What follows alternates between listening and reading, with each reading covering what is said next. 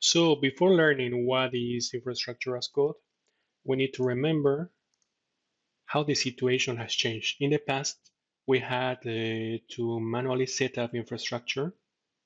We had to physically rack up and stack servers. Then we had to configure the requirements and settings of the operating system. And finally, we had to deploy the applications manually to these servers. There is no doubt that the cloud computer has changed everything. It has changed the ability of companies to build, scale, and maintain technology products. Now we can click a few buttons to provision servers, database, and other infrastructure as needed, and it has led to an increase in developer productivity that we have never seen before. While it is very easy to spin up simple cloud architectures just by clicking a few buttons, the problem is that mistakes can easily be made when we are provisioning complex ones. Unfortunately, human error will always be present, especially when we can launch and do things so easily. So the only way to avoid these kinds of errors is through automation. And infrastructure as code is helping engineers to automatically launch cloud environments quickly and without mistakes. With this in mind, we can define infrastructure as code as the management of infrastructure, such as networks, virtual machines, load balancers, and so on, in a descriptive model using a domain-specific or programming languages. When I'm talking about domain-specific, it's a way of defining this infrastructure in a file such as JSON or other formats such as the one used by Terraform that is named as HCL. So, like the principle that the same source code generates the same binary, an IaC model generates the same environment every time it is applied. There are two methods to do so, push and pull. The main difference is the manner in which the servers are told how to be configured. In the pull method, the server to be configured will pull its configuration from the controlling server. In the push method, the controlling server pushes the configuration to the destination system. So, what about the tools? There are mainly two kinds of tools in the market. The core of these tools is either declarative or imperative. What is the difference?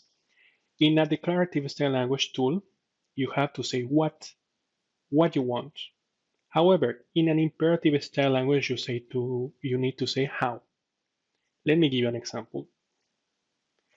When you are using PowerShell to deploy virtual machines on Azure, you need to give all the steps in the same file about how to achieve these results. You need to add the virtual networks, the subnets, network interface card, storage account, and your virtual machine. Okay?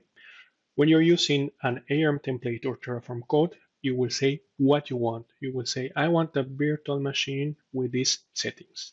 Of course, you have to describe all the other elements. The key difference is that when you're going to deploy your ARM template or Terraform code, the result will always be the same. However, when you run your PowerShell script the second time, you will not have the same results. Finally, it is very important to say that IaC is a key DevOps practice and is used in conjunction with continuous delivery. Here we have a concrete example of infrastructure as code using ARM templates. On Azure, we can use a JSON file with a specific format that is called an ARM template, where we will define our different cloud resources that we want to deploy. We will use either the Azure command line interface or the portal to push this file into the Azure Resource Manager, and he's going to deploy our infrastructure into a resource group. In the IaC market, we have several solutions, such as Terraform, that is an open source multi-cloud solution that uses either JSON or a proprietary language called HCL. It's used to provision cloud infrastructure. It has a huge community and is a medium to high maturity solution. Then we have ARM templates, that is Microsoft solution for IaC deployments using a JSON language.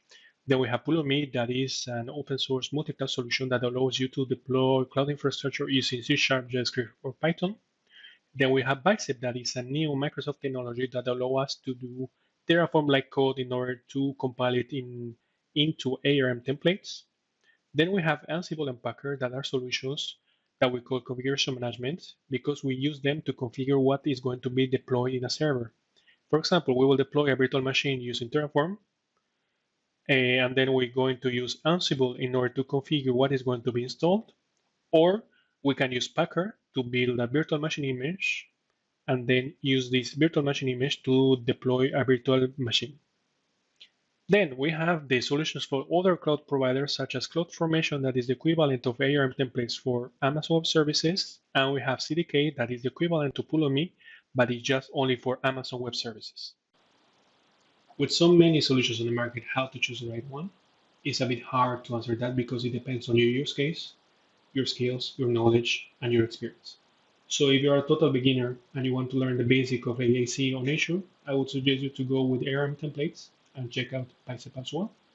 Once you gain enough experience, you can move to Terraform. For multi-cloud solutions, you can use either Terraform or Pulumi.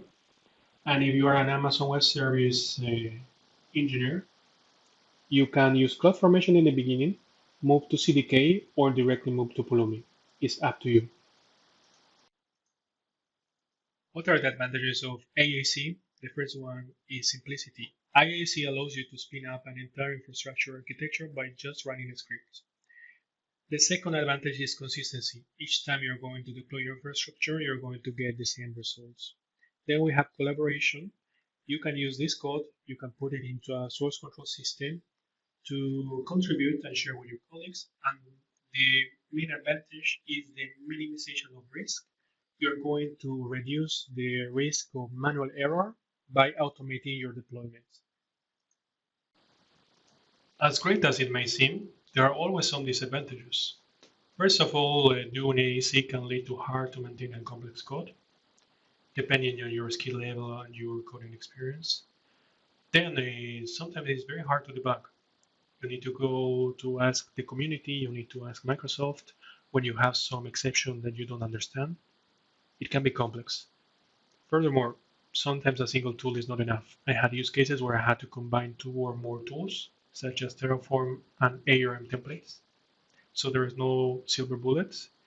And last of all, you have a learning curve.